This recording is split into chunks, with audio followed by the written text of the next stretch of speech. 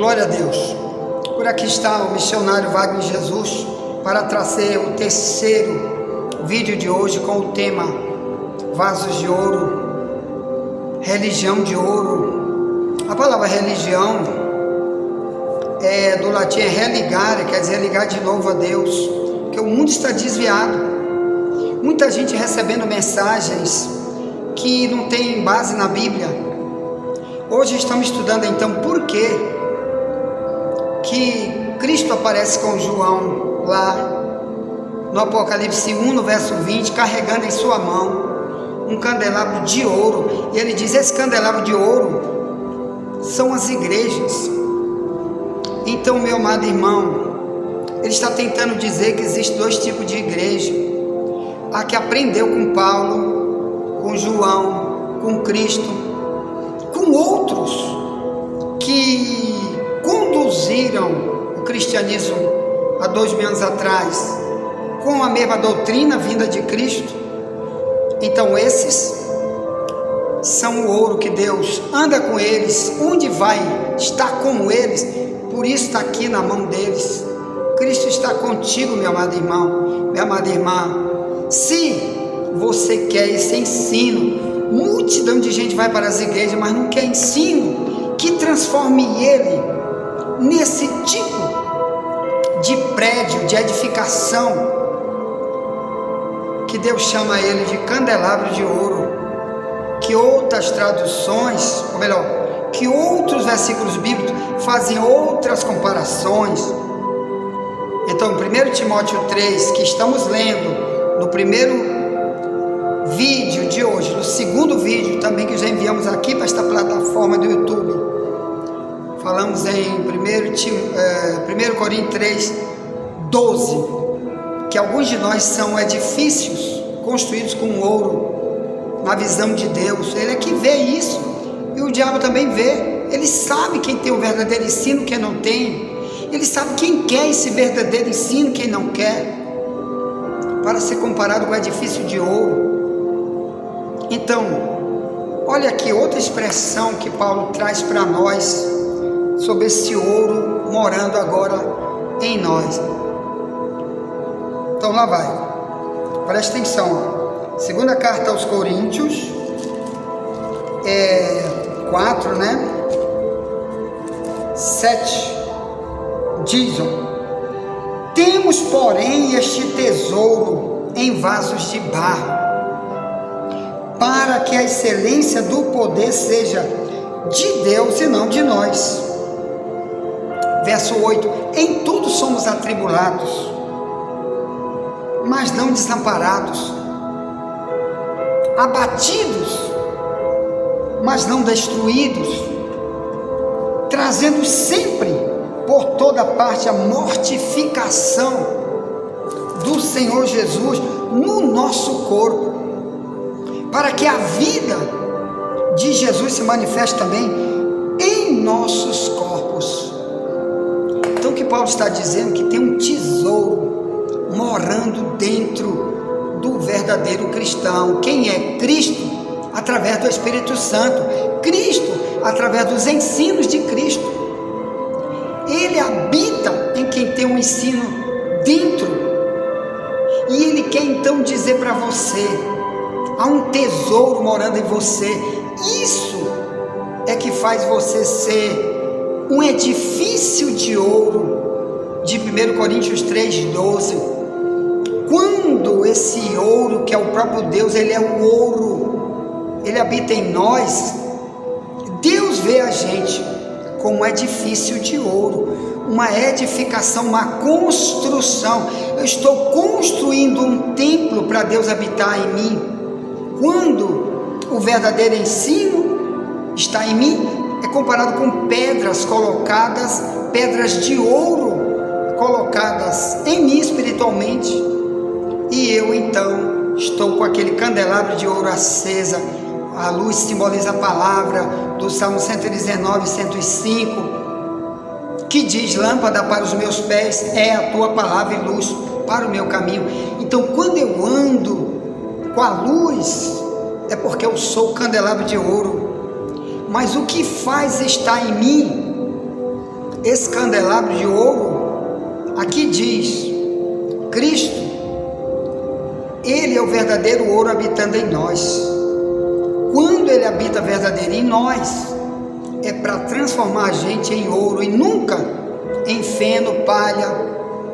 Se Ele estiver habitando em nós, nunca seremos isso. Só que Paulo disse também em Romanos 8, verso 9, que aqueles que andam na carne, eles não têm o Espírito Santo, por isso não pertencem a Cristo. Eles têm que ter o Espírito de Cristo. Romanos 8, 9.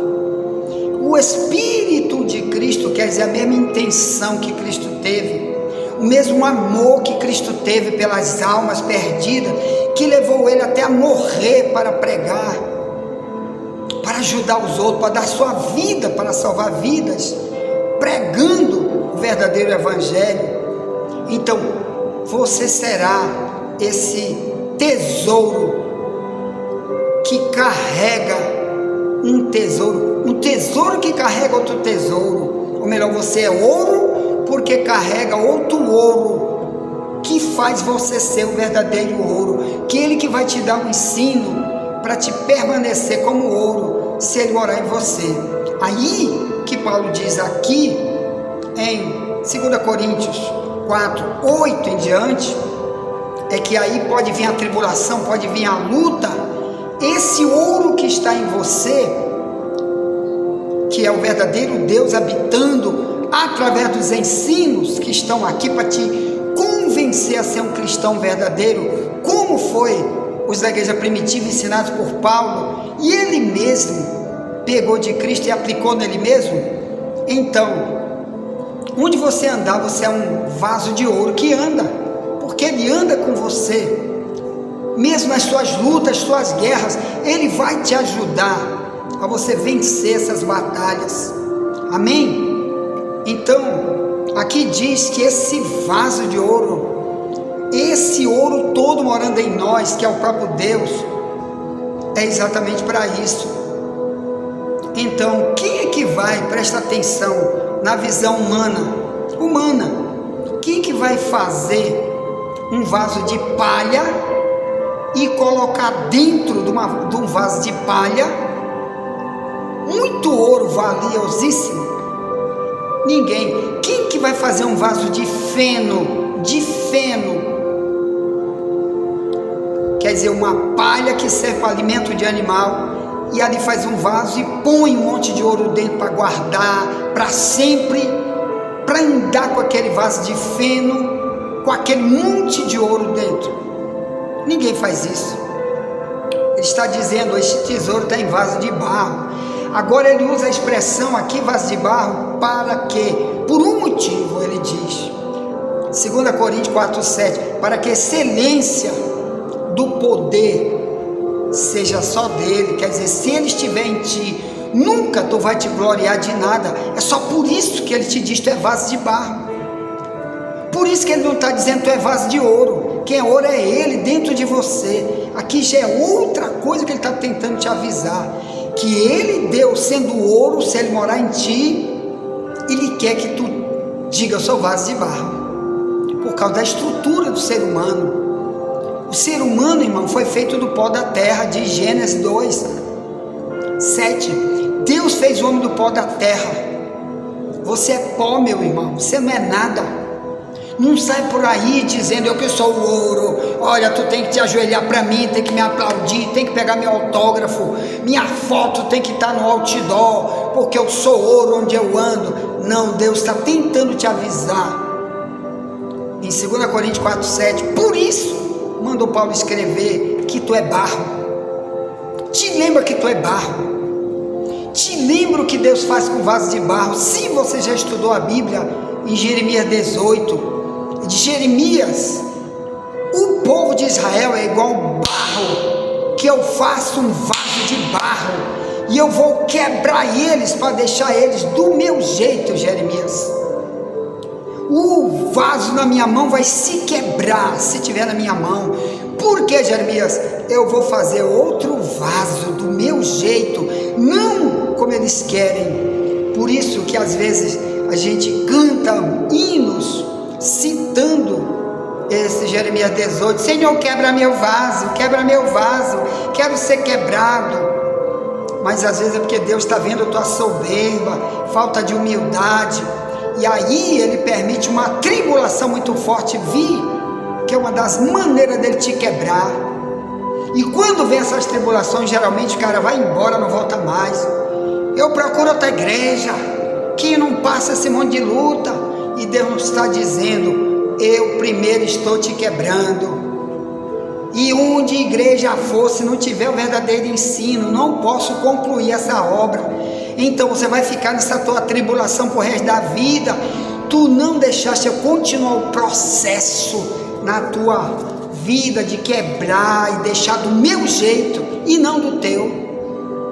Por isso Paulo diz, olha, esse tesouro está em nós, 2 Coríntios 4:7, para que a excelência do poder seja dele, e quando for dele, qualquer tipo de luta pode vir, eu continuo o mesmo, eu continuo valendo ouro, porque eu não me desvio, eu não blasfemo de Deus, eu não faço mau testemunho quando estou atribulado, eu não deixo de orar, eu não deixo de contribuir, eu não deixo de estar lá na congregação para ensinar, para aprender, para adorar, mesmo nas minhas lutas, porque eu estou querendo que Deus quebre a minha vida para eu ser como Ele planejou. Por isso Ele quer fazer um novo vaso, que é um vaso de ouro, e Ele quer fazer de um vaso de barro um vaso de ouro.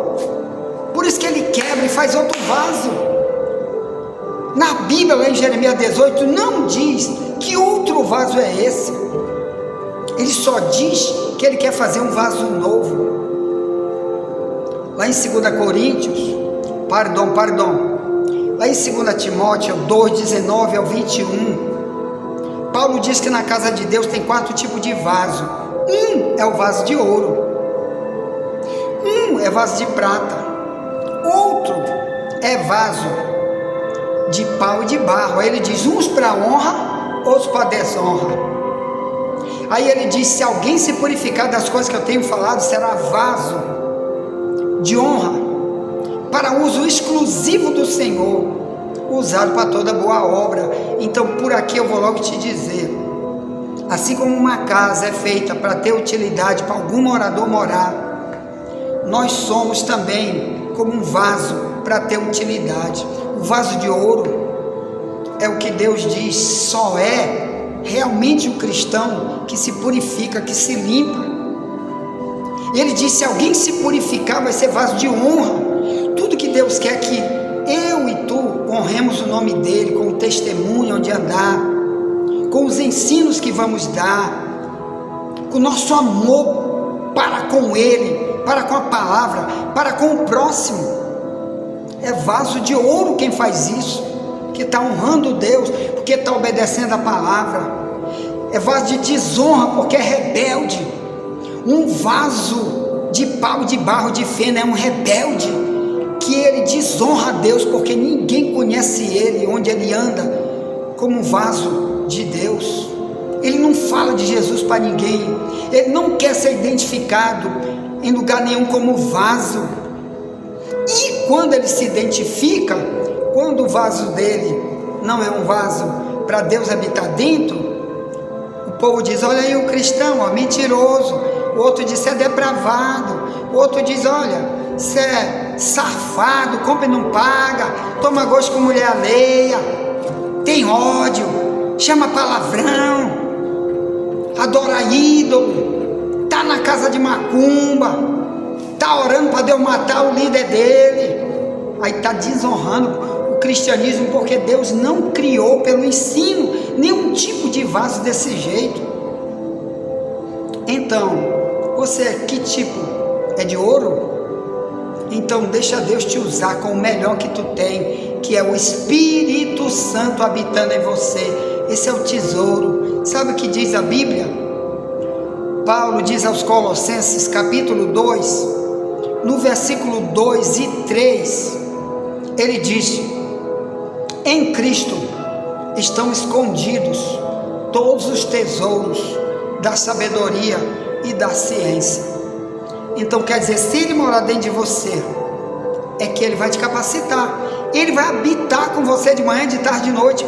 Você vai ter um discipulado da parte dele, como ninguém nunca teve. Se ele andar contigo 24 horas, você for a igreja que anda, ele vai te dar o conhecimento oculto que ele tem da verdadeira sabedoria, vai passar para você, que a maioria dos pregadores, de líderes, ninguém vai ter. Sabe o que Cristo disse através de Davi? Sabe que Davi falou, cheio do Espírito Santo, no Salmo 119, no capítulo 98 em diante, ele diz: tu, pelos teus mandamentos, me faz mais sábios do que meu mestre, todos os meus mestres, ninguém é mais sábio do que eu, porque eu guardo tua palavra, eu conheço teus mandamentos, tu é que me ensina, eu guardo, eu ando com eles. Então o Davi do ano 1000 a.C., rei de Israel, mesmo sendo poderoso rei, famoso, ele se preocupava com o ensino, com mandamentos. Ele andava com esses mandamentos porque ele sabia que através deles, muitos pregadores da sua época, que às vezes até ensinaram ele, não tinham a reserva que ele tinha em si mesmo, do conhecimento, que ele chama de sabedoria. Tu me faz mais sábio. Por isso Paulo usa essa expressão em 1 Coríntios 3,10, ele diz: eu como sábio arquiteto pus o verdadeiro fundamento. Deus quer isso para toda a igreja, irmão. Deus quer que você também se torne um líder.